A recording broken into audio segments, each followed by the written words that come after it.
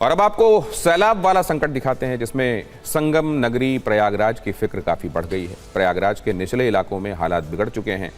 यहाँ गंगा और यमुना का जलस्तर तेज़ी से बढ़ रहा है। गंगा का जलस्तर 79 मीटर पार कर चुका है। कई छोटी नदियाँ भी उफान पर हैं। दावा है कि 22 से ज़्यादा गाँव पूरी तरह पानी में घिर चुके हैं।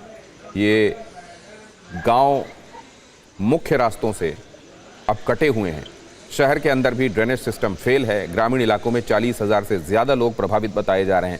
सभी स्कूलों को वहां बंद करना पड़ा है। प्रयागराज और आसपास के ज़िलों में ऑरेंज अलर्ट जारी है। कई थाने और मोहल्लों में कई फीट पानी भरा हुआ है।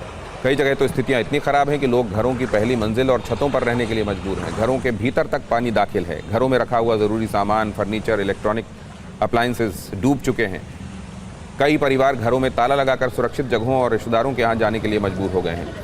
जॉर्ज टाउन, निरंजन, डॉटपुल, स्टेशन रोड, खुलदाबाद और तेलियरगंज समेत शहर के कई इलाकों में जल भराव से मुश्किलें बढ़ गई।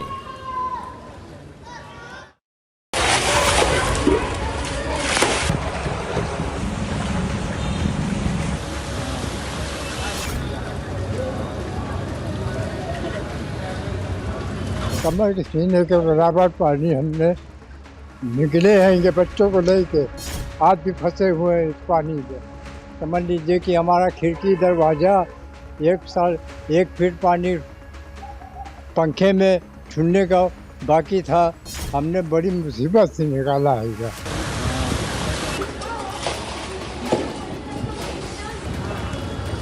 हर बार दिक्कत होती है। थोड़ा सा पानी बरसेगा, घर के अंदर पानी आके डूब जा रहा है। कमर के दुबाव तक कब पानी हो जा रहा है, सर तक हो रहा है। ये नौबत हो रही है। बताइए, अब हम लोग काम करेंगे, यहाँ पानी देखेंगे, बच्चों का पेट पालेंगे, क्या करेंगे? अपने अपने घरों में परेशान रहते हैं। सब अपने अपने घरों में, निकलने में दिक्कत होती है। घरों में सामान की बर्बादी होती है। लेटने उठने की, बैठने की परेशानी होती है।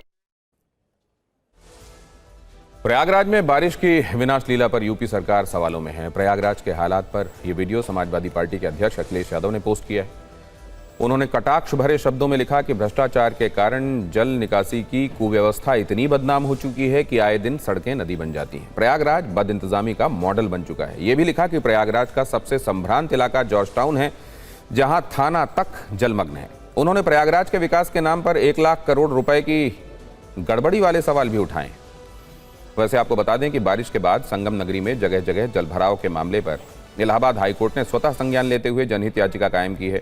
इसके पीछे की कहानी यह है कि मंगलवार को लगातार बारिश के कारण शहर में भीषण जलभराव हो गया, जिससे न्यायाधीशों को भी अदालत पहुंचने में परेशानी हुई और कोर्ट की सुनवाई देरी से शुरू हुई। इसी को आधार बनाकर कोर्ट ने संज्ञान लेते हुए जिला प्रशासन को इस संबंध में निर्देश जारी किए हैं। डीएम और नगर आयुक्त कोर्ट में व्यक्तिगत रूप से उपस्थित होकर स्थिति स्पष्ट करें, ऐसा कहा गया है।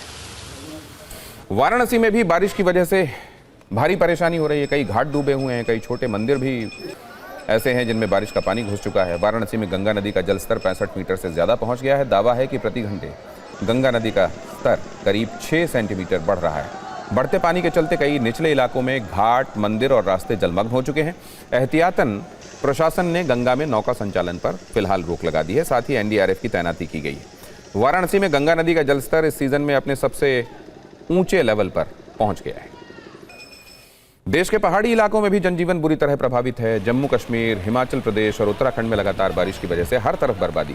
हिमाचल प्रदेश में भारी बारिश और मलबे की वजह से 80 से ज़्यादा सड़कें बंद हो चुकी हैं। कुल्लू, मंडी, शिमला जिले में यातायात सबसे ज़्यादा प्रभावित है।